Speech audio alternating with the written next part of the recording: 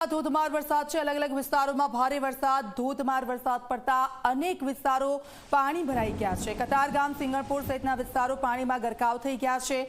ઘૂંટણસમા પાણી ભરાઈ ગયા છે અને તેનાથી લોકો હેરાન પરેશાન છે। તો જો આપ સુરતનો જે કતારગામ વિસ્તાર છે અને સિંગણપુર વિસ્તાર છે એ પ્રભાવિત થયો છે। આ વહેલી સવારનો જે વરસાદ વરસ્યો તેના કારણે ઘૂંટણસમા પાણી ભરાઈ ગયા છે અને લોકો છે કે એક જગ્યાએથી બીજી જગ્યાએ નથી જઈ શકતા। પારાવાર મુશ્કેલીનો સામનો તે લોકોને કરવો પડી રહ્યો છે અને ત્યાંથી સતત અપડેટ્સ સંવાદદાતા અમને ત્યાંથી આપી રહ્યા છે। અલગ અલગ જગ્યાઓ પરથી સીધા પ્રશાંત પાસે જઈશું। પ્રશાંત જોડાઈ ગયા છે અમારી સાથે। પ્રશાંત, શું પરિસ્થિતિ છે? હજુ તો હવામાન વિભાગ તરફથી આગાહી 3 કલાકમાં કરવામાં આવી છે ભારે વરસાદની। શું પરિસ્થિતિ ત્યાં હાલ?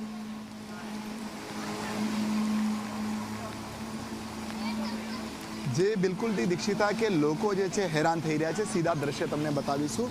કતારગામ વિસ્તારના છે જે રીતના પાણીનો ભરાવ થઈ ગયા હતા, લોકોને ભારે હાલાકી પડી રહી છે। વાહન ચાલકો અહીંથી પસાર થઈ શકે તેમ નથી।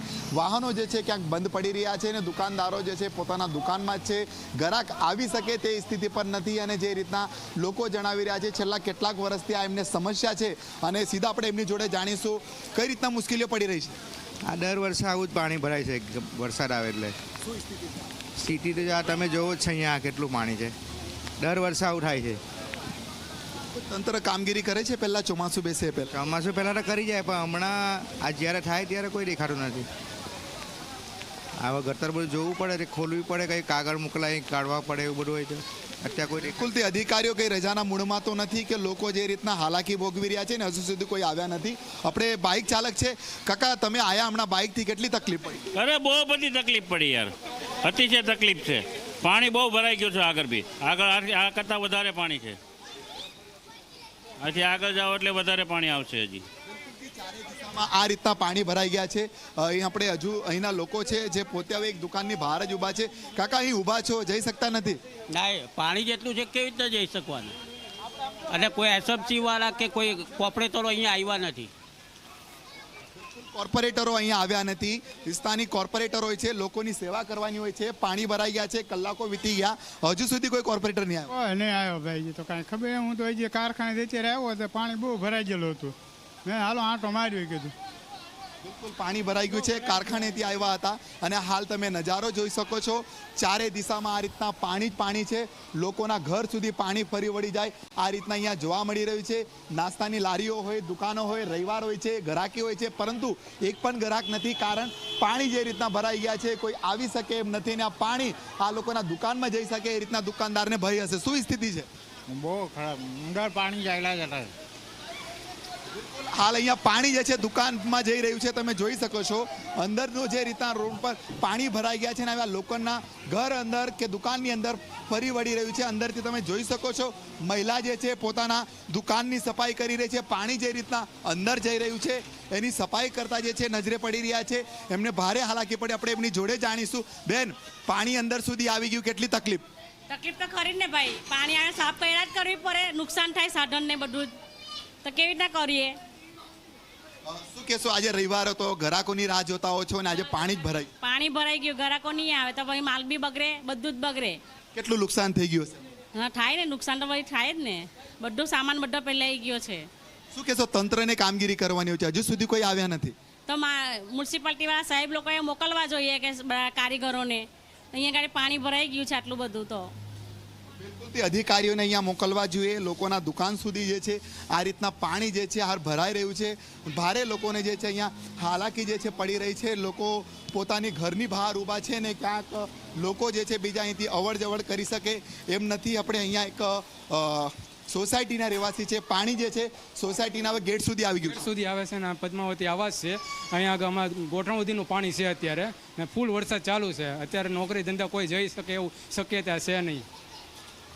શું કહેશો? કોઈ કામગીરી પણ નહીં થઈ રહી છે? કામગીરી પૂરી નથી થઈ અમારા કતારગામમાં। જે બી હોય કોઈ અહીં સુધી હજી સુધી કોઈ કરવા આવ્યું નથી। વરસાદ શરૂ છે હજી ને પાણી બધે ભરાઈ ગયા છે, કોઈ જગ્યા કોઈ જઈ શકે એમ તેમ નથી।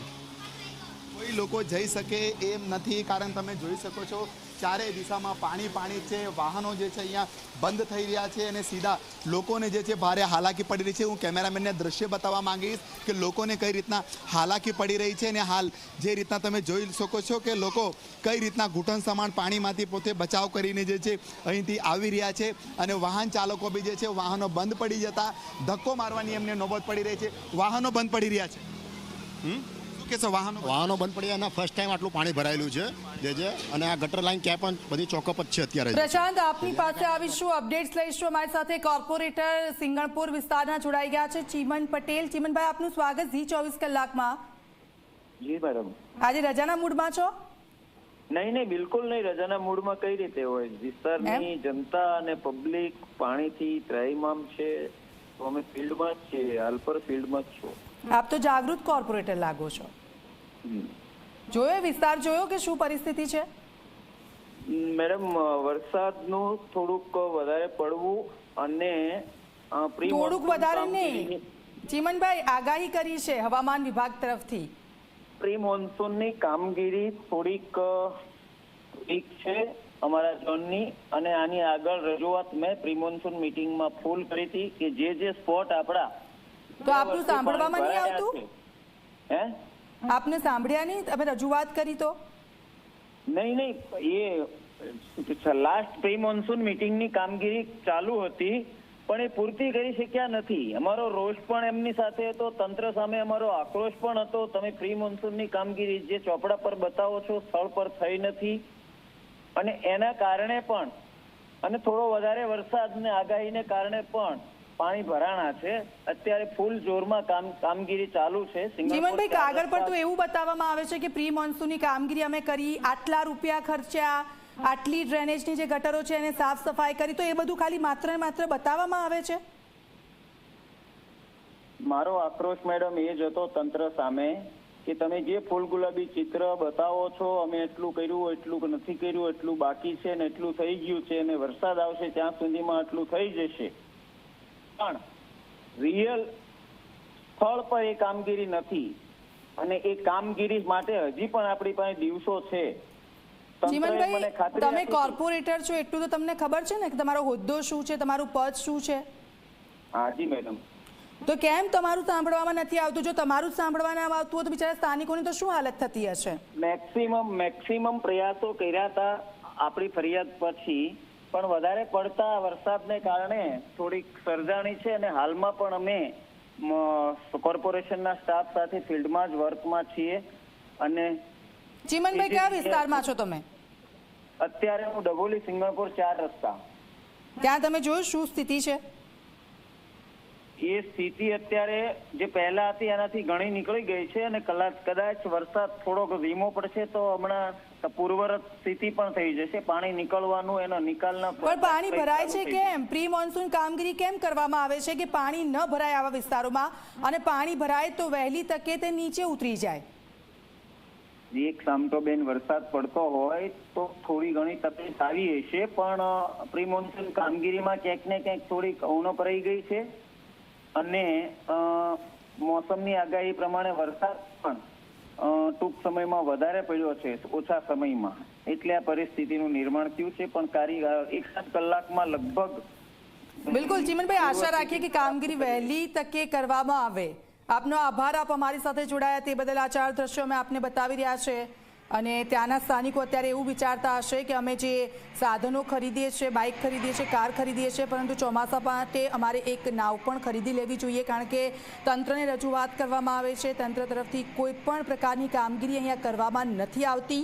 સરવાળે શૂન્ય જેવી પરિસ્થિતિ છે, અને તેના કારણે જો અમે અમારા જે વ્હીકલ છે તે બંધ પડી જાય છે તો આ પાણી ભરાવાની જે પરિસ્થિતિ છે તેમાં અમારે નાવ ખરીદી લેવી જોઈએ. અત્યારે એક વિચાર તો ત્યાંના સ્થાનિકોને આવી ગયો છે, કારણ કે સતત સવારથી તેઓ ઘરમાં પુરાઈ રહ્યા છે.